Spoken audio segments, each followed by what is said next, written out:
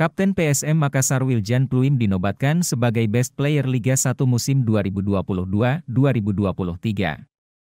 Ia sukses menyingkirkan nama-nama pemain hebat lainnya seperti Ondrej Kudela, Mark Klok dan Stefano Lillipali. Pada musim ini ia menjadi salah satu kunci keberhasilan timnya merengkuh gelar juara Liga 1 Indonesia musim 2022 hingga 2023.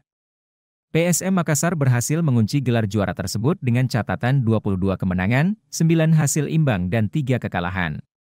Salah satu pemain yang disebut sebagai faktor kunci PSM Makassar di musim ini, ialah sang kapten Wiljan Pluim.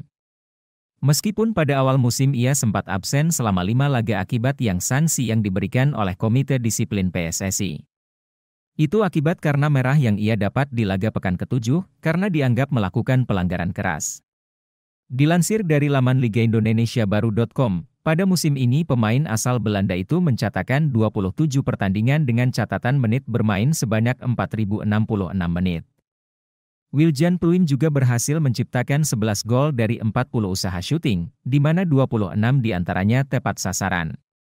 Bukan hanya gol, ia produktif dalam hal menciptakan assist. Terbukti 10 assist berhasil dibukukan dari 711 percobaan di mana 462 umpan berhasil. Berkat catatan tersebut, pemain berusia 34 tahun ini berhasil meraih gelar sebagai Man of the Match di 4 pertandingan berbeda.